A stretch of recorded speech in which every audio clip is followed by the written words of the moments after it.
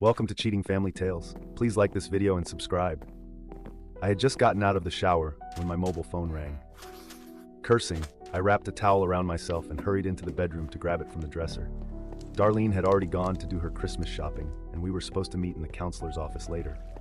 Before I could say hello, a cheerful male voice rang out. "What the hell are you talking about?" I said angrily. There was a gasp, then 2 or 3 seconds of complete silence, and then the click of the disconnector. Stunned, I looked at the phone. What the hell was that? After a moment, I realized I was holding Darlene's phone, not mine. They looked the same, but mine had a cracked screen, and the one I had didn't. She must have taken the wrong phone when she went to the door. But why would someone call her? Oh no, was she really having an affair? It seemed like it. Shocked, I hung up the phone, went back to the bathroom, and dried myself while my mind raced. All I could think was, this can't be real. Darlene and I have been married for 6 years. We decided not to have kids, and the last few months have been tough. We still got along and she still loved me, but she wasn't interested in being intimate anymore. From 2 or 3 times a week, sometimes on her initiative, we went down to 1 or 2 times a month, and then only at my insistence. And when we did make love, she was passive and unenthusiastic, not the passionate and enthusiastic partner. We had talked about this problem over and over again. Darlene kept saying that there was nothing special about it, that she was just tired, too busy at work, blah blah. But nothing had changed in her work. No major projects, no terrible deadlines, no promotions. Every time I brought up the subject, Darlene replied that she felt better, and sometimes we made love that night. But soon it all came down to the same thing. I asked, she denied. By the end of September, I got tired of it, and that evening after dinner, I sat her down on the couch. "Darlene, I love you, but I'm not ready to go on like this. I don't want to live the rest of my life without love. You used to like making love to me, but now obviously you don't. Something has to change, otherwise I'll ask for a divorce." She looked at me completely stunned. "Divorce? Dear God, isn't this too radical? Darling, do you understand how serious this is?" I needed to know. We've had 3 quick relationships in the past 3 months, and we've been together once. That's 4 times since July 1st, and during that time, you've said no 18 times. I can't keep living like this. She looked down, clearly uneasy. She glanced at me cautiously, and I went on. "Firstly, I want you to go to Dr. Evans for a full checkup to make sure there are no physical issues. And secondly, I think we should start seeing a marriage counselor." "A marriage counselor? But we didn't do anything wrong." "No, they did. Are you listening to me, darling? We practically live together as brother and sister, whether you want to admit it or not. Something went wrong, and we'll either try to fix it, or I'll leave." There was a long argument. Darlene cried, but I was adamant, and eventually I got my way. She met with Dr. Evans, who confirmed that she was perfectly healthy, and we started going once a week to Eileen Archer, a consultant recommended by our friends Brad and Allison, who worked with her a few years ago. We consulted for about 2 months, and everything was going well, or so it seemed to me. We talked a lot about our relationship, each other's work, the families we grew up in, and what our parents' marriages were like. Some of it seemed boring or inappropriate, but Eileen was sure that we were making progress, even if our bedroom life hadn't improved so far. We talked more about relationships and getting out of bed and making love. Eileen's motto for me was, be patient, and for both of us, be honest with yourself and with your partner. Now, standing in the bedroom and looking at Darlene's phone as if a snake had crawled out of it, I was thinking, did I just discover the real reason why she doesn't want to sleep with me anymore? Is it really that simple? I was replaced. Did someone else come and play the role of a traditional husband? As far as I could tell, nothing had changed in Darlene's schedule. She didn't work late, go on strange shopping trips or outings with friends, come home looking flushed and messy, or rush to the shower right away. But that doesn't mean she didn't sleep with someone else. She just did it carefully. I picked up the phone and checked the calls she received, and I was surprised to see there was only one. It was the one I had just answered. The caller was listed as CM. I pressed reply and waited for the signal. Surprisingly, the guy didn't answer, and the call went to voicemail. "This is Chris Mason. Leave a message, and I'll call you back. Have a nice day." I hung up the phone. I recognized the name. He was another employee of the brokerage firm where Darlene worked, but in a different department. She mentioned him a couple of times, but I've never met him. I examined Darlene's phone carefully. Not only were all previous received calls deleted, but also the lists of missed and sent calls. Who could have taken the time to delete all this? Darlene was obviously covering her tracks. I went to the office and looked at the mobile and home phone bills for the last few months.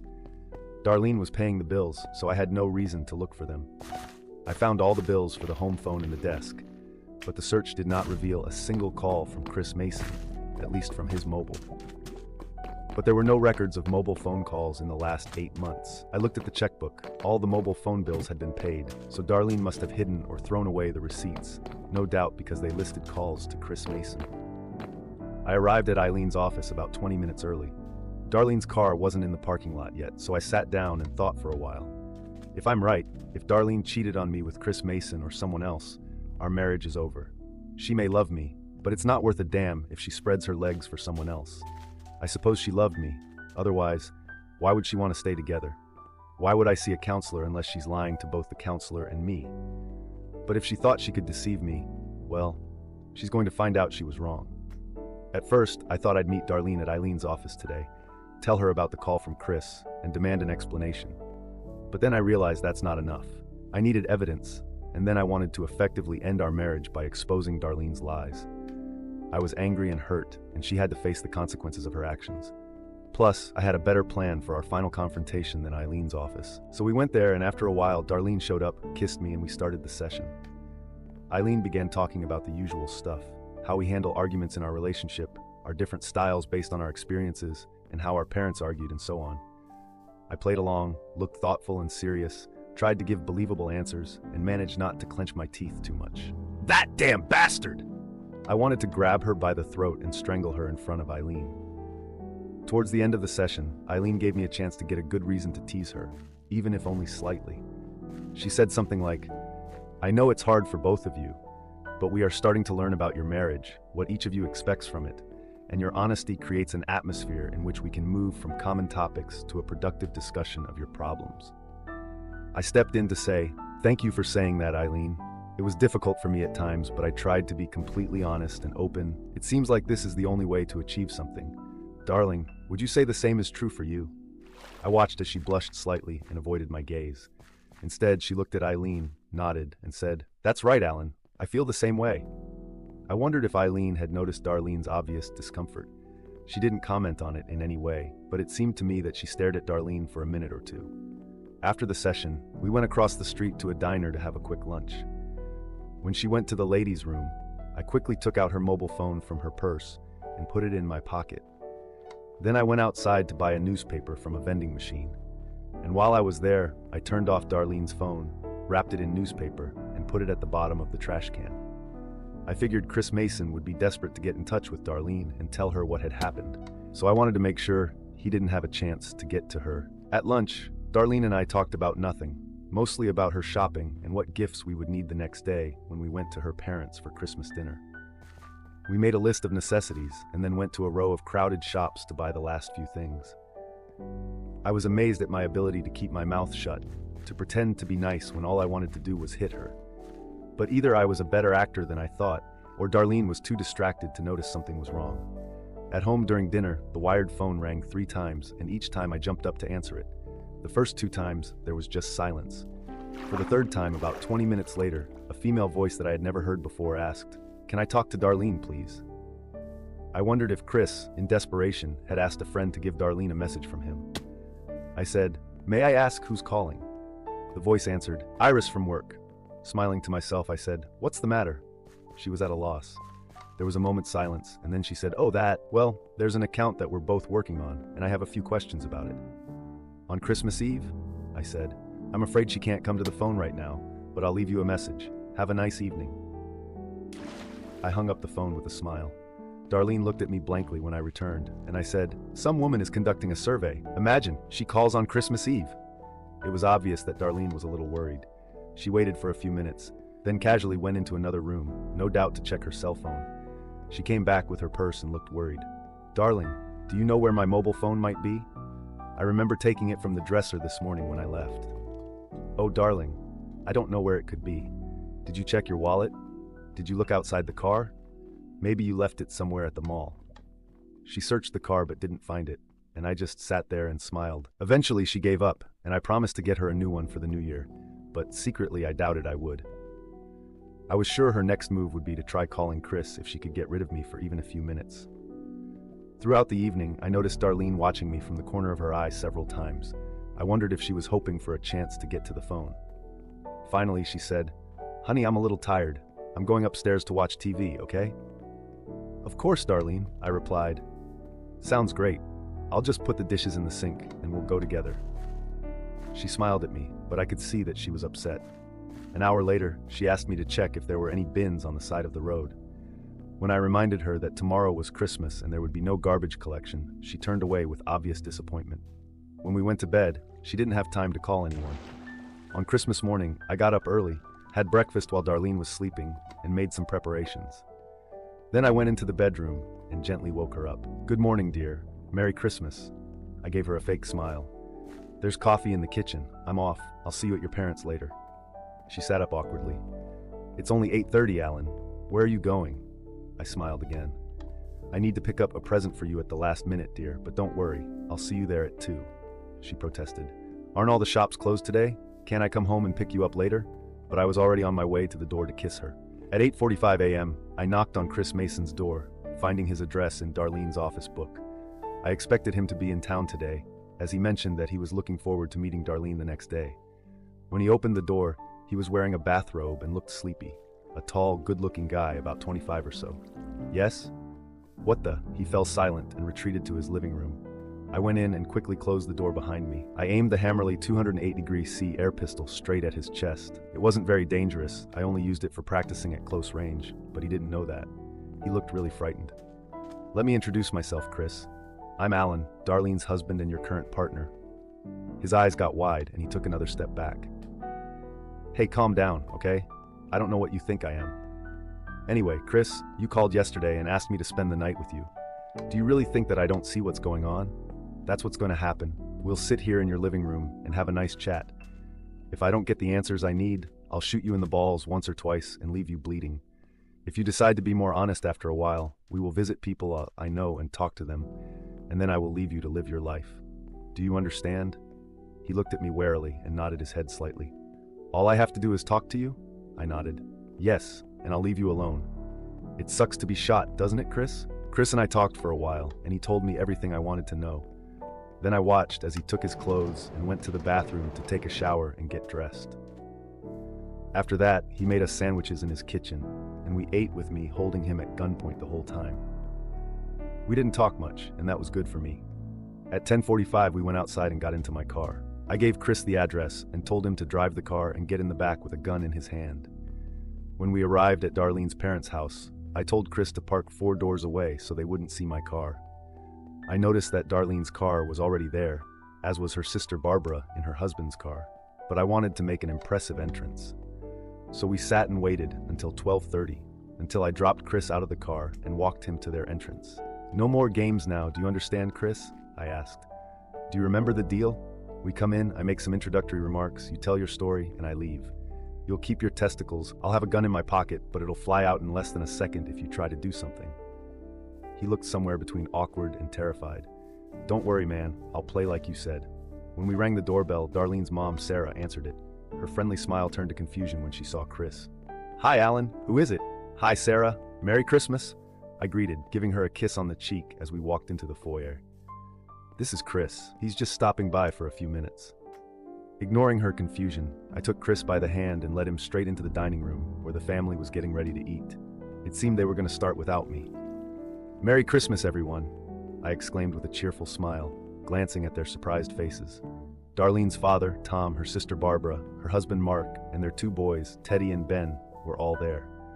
Darlene was sitting a bit apart from the rest. Everyone else had a vague but content, even expectant look on their faces. What a pleasant surprise, they thought, an additional guest.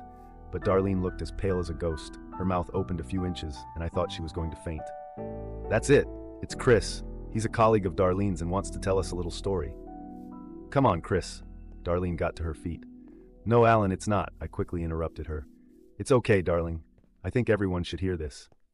She took a few quick steps toward the door, but I grabbed her arm and hugged her tightly. Come on, Chris. Darlene tried to pull away from me, saying, No, Chris, don't! I put my free hand over her mouth to shut her up while her parents looked on in complete amazement. Chris reluctantly began to speak. Darlene and I had an affair. It started in April and has been going on ever since. Darlene's family gasped, staring at Chris, then at Darlene and me. After a long pause, Barbara picked up Teddy and Ben from their seats and took them to the living room, where she turned on the TV. Then she came back inside and closed the door. "Go ahead, Chris," I said with a smile. "We meet at work. There are a couple of massage rooms in the gym with closed doors. We do this about twice a week at different times so no one notices. We work on different floors of the building, so no one realizes we leave at the same time. There are showers where we clean up afterward." Darlene kept struggling with me. She even tried to bite my hand, but I held her tightly. "So Chris," I said, "what exactly were you two doing together? Please be specific." He didn't meet my gaze. "Mostly us. We made love. Sometimes Darlene makes me feel really good to start with, and she likes it." I liked the look of horror on Darlene's mother's face. Darlene stopped struggling with me, and I took my hand away from her mouth. She just stood there, tears streaming down her face. "And what was it like sleeping with Darlene?" I asked politely. I knew what his answer would be. I let him practice a few times to make it work. She's very hot. She's always very proactive. She tightens her hips, winks at me, especially when she's about to ejaculate. To my surprise, Darlene's relatives did not budge. I expected one of them to try to stop her. "Did she ever talk about me?" I asked. "Sometimes she says she loves you, but she won't stop sleeping with me. The only male organ I need is yours," she told me many times. "When were you planning to meet again?" "Tomorrow." She said she needed to work in the office. We planned to spend about 3 hours together. We hoped we'd have more time this time. "How much longer do you think this plan will last?" "Probably a few more weeks," I replied. I wanted to keep going, but Darlene insisted we stop. She said you wanted to go to counseling because your sex life was suffering, and she was worried you'd find out what was happening. She said New Year's Eve would be the day you'd break up with me, but then she laughed and said it might take a few more weeks to finish the job. There was silence in the room. Darlene's family watched in shock as everything unfolded. It was just me, Darlene, and Chris. Everyone was standing. Darlene was sobbing, covering her face with her hands and not trying to say anything. I went over to Tom, took his hand, and shook it. "Bye, Tom. I loved being your son-in-law. You and Sarah are good people and deserved a better daughter than this cheater. Of course, as a husband, I deserved better than her." I went up to Sarah, kissed her on the cheek, and said, "Bye, Sarah. I'm sorry I can't stay for lunch. It might be a little awkward." Darlene fell to the floor, still crying, just sitting with her face in her hands. I leaned over to her and said, "Don't come home today, darling. In the morning, your things will be collected near the garage, and I will change the locks. And don't try, I repeat, don't try to talk to me. You're not going to say anything I want to hear." She looked up at me, lines of dripping mascara running down her face. "Alan, dear, I said no without saying another word." I turned to the table, smiled, and headed for the door, waving to everyone. Chris was smart enough not to ask me for a ride home. Second story, I found my wife with my brother.